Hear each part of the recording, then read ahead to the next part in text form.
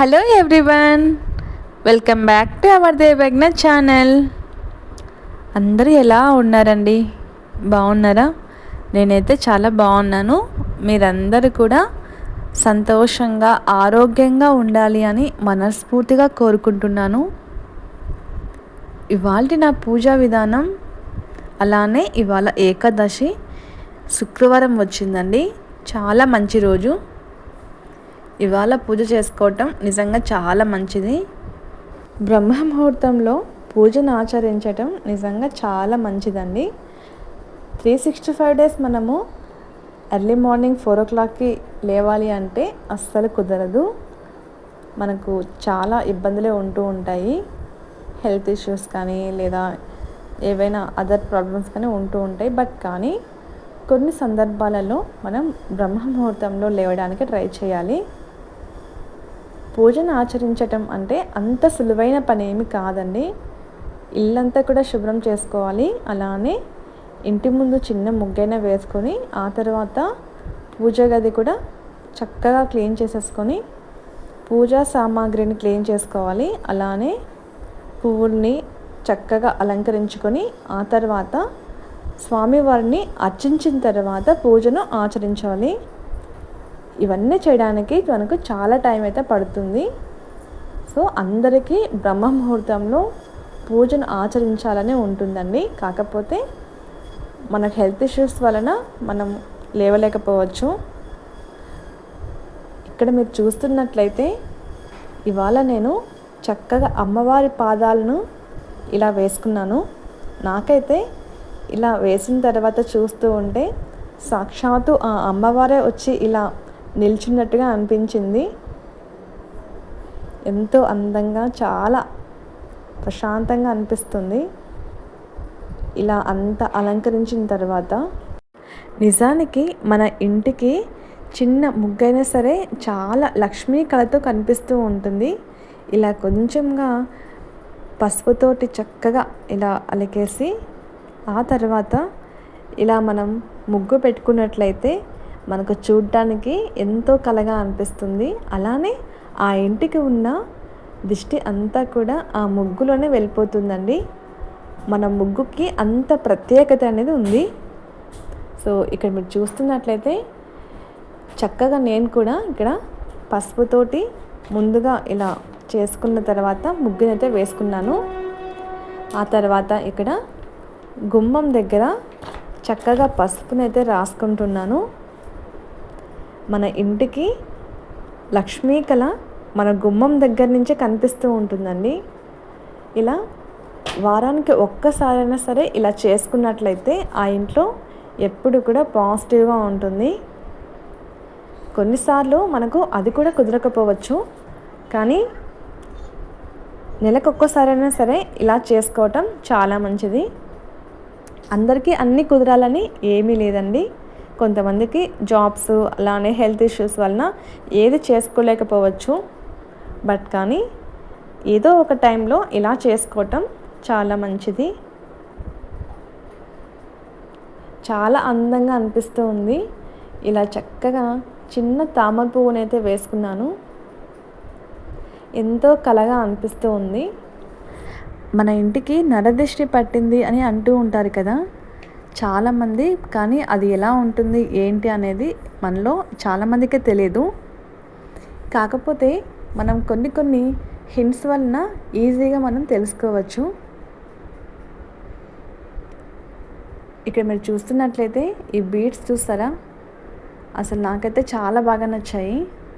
So ఇలా పూజ గదికి అయితే అలంకరించుకున్నాను. చూడటానికి చాలా అందంగా అనిపిస్తూ ఉంది. పాజిటివ్ అండ్ నెగిటివ్ ఈ రెండు కూడా మన ఇంట్లో ఎప్పుడూ ఉంటాయండి. ముఖ్యంగా చూసుకున్నట్లయితే నెగిటివ్ ఎనర్జీ అనేది ఎక్కువగా ఉంటుంది. అలానే ఈ ఎనర్జీ అంతా కూడా మన మీద పడకుండా మన ఇంట్లో వాళ్ళకి ఎలాంటి ఆరోగ్య సమస్యలు రాకుండా ఉండాలి అంటే మెయిన్ మన చేతుల్లోనే ఉంది. అది కూడా ఇంట్లో మన ఆడవాళ్ళ చేతుల్లోనే ఉందన్నమాట. ఇంటి ముందు ముగ్గు కంపల్సరీ ఉండాలి. అది ఎంత చిన్న ముగ్గు అయినా సరే అందంగా ఇంటి గుమ్మాన్ని చక్కగా శుభ్రం చేసుకొని చిన్న ముగ్గైనా సరే వేసుకోవాలి. ఇంకోటి, తులసి చెట్టు దగ్గర ఖచ్చితంగా మనం దీపం వెలిగించాలి. ఇలా మనం డైలీ చేసుకోవాలి. మన ఇంట్లో ఉన్న నెగిటివిటీ అనేది వెళ్ళిపోతుంది. అలానే ఇంటి ముందు ముగ్గు కూడా నరదిష్టిని తొలగిస్తుంది. ఇవన్నీ నేను చెప్పినవి కాదండి, నేను తెలుసుకున్న వాటిలో కొన్ని మీతో నేను షేర్ చేస్తున్నాను.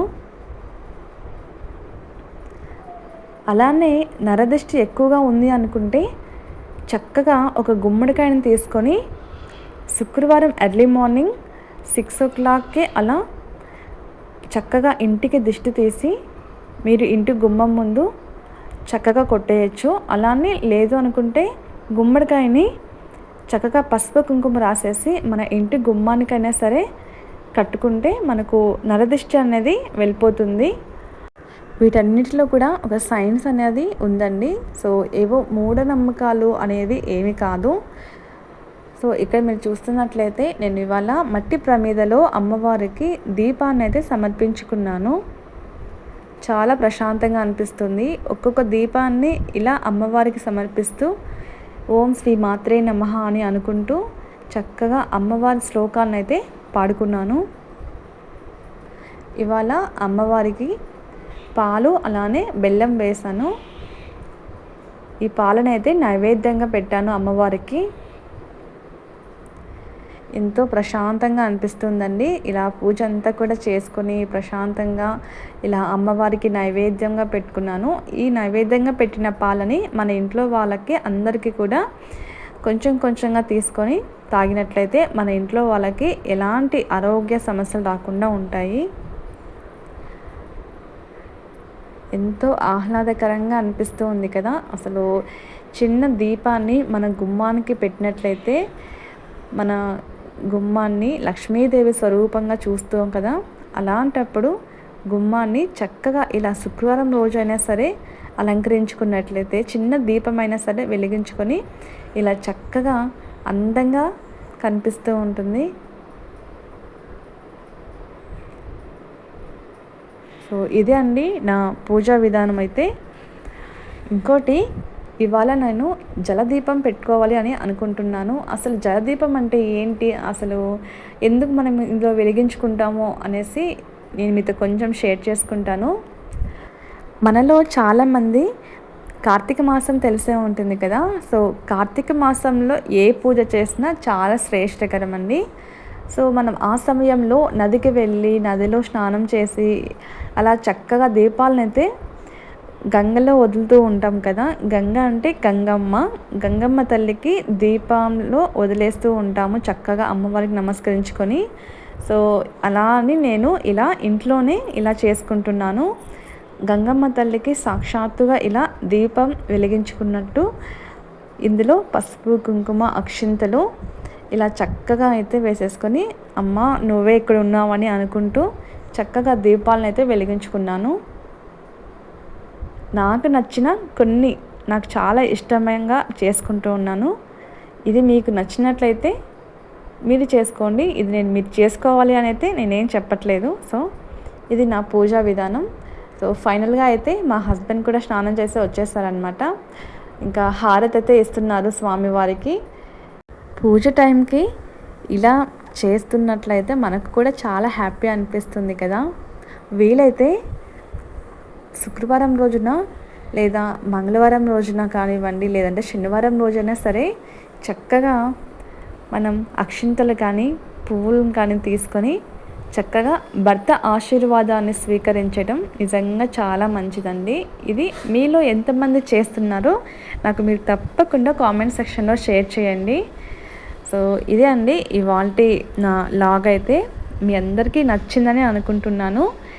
ఒకవేళ ఈ వీడియో మీకు నచ్చింది అలానే ఉపయోగపడింది అని అనుకుంటే మాత్రం తప్పకుండా చిన్న లైక్ అయితే ఇవ్వండి. అలానే మీకు ఈ వీడియో ఎలా అనిపించింది అనేసి కామెంట్ సెక్షన్లో షేర్ చేయండి.